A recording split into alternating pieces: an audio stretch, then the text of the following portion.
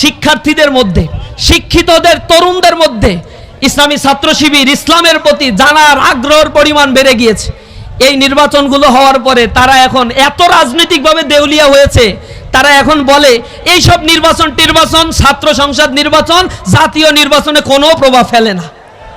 অথচ বাংলাদেশের স্বাধীনতার পরে যে কয়টা ছাত্র সংসদ নির্বাচন হয়েছে, ঢাকা বিশ্ববিদ্যালয়ে যারা ছাত্র সংসদ নির্বাচনে বিজয় অর্জন করেছে, পরবর্তীতে দেখা গিয়েছে সেই সমমনা শক্তি পরবর্তীতে বাংলাদেশের রাষ্ট্র ক্ষমতায় গিয়েছে।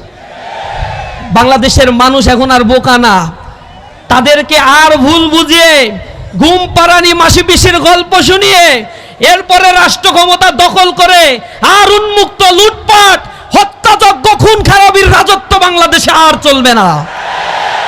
তাদের চরিত্র বাংলাদেশের মানুষ দেখে ফেলছে। তারা গণ অভ্যুত্থানে তাদের কয়জন মারা গেছে এই সংখ্যাটা তারা তো ভুলভাল বলে।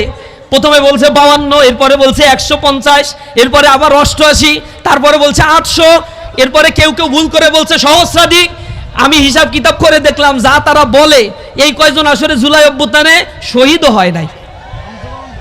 অংশগ্রহণ তারা কতটুকু করছে আল্লাহই ভালো জানে আমাদের। এখন তারা যে লিস্ট প্রকাশ করেছে, পরে তাদের লিস্ট কিন্তু আবার সেখান থেকে রিমুভ করতে হয়েছে, কারণ লিস্ট প্রকাশের মধ্যে দেখছে ওর ভিতরে ছাত্র শিবিরেরও কয়জন ঢুকে গেছে। এখন যখন প্রতিক্রিয়া তখন এটা ডিলিট করে দিছে। এখন সংখ্যা বলে, লিস্ট আর প্রকাশ করে না। লিস্ট প্রকাশ করবে কোথা থেকে? জুলাই আন্দোলনে তাদের নেতারা কোথায় ছিল তাদের আমাদের ভালোভাবেই জানা আছে। সুতরাং তারা গতদিন বলেছে জুলাই আন্দোলনের নেতৃবৃন্দ যারা ছিল, জুলাই আন্দোলনে অবস্থান নিয়েছে, তাদেরকে দোসর বলেছে, ফ্যাসিবাদের আওয়ামী লীগের দোসর বলে আখ্যায়িত করেছে। আমরা এর তিরস্কার জানাই, তীব্র নিন্দা এবং প্রতিবাদ জানাই। আমরা বলতে চাই, এই বাংলাদেশের পতাকা নিয়ে, এই বাংলাদেশের সীমানা নিয়ে, বাংলাদেশের ধনসম্পদ নিয়ে কেউ যদি আর লুটপাটের ষড়যন্ত্র করে, তাহলে আমি আবার প্রতিবাদে জ্বলে উঠব।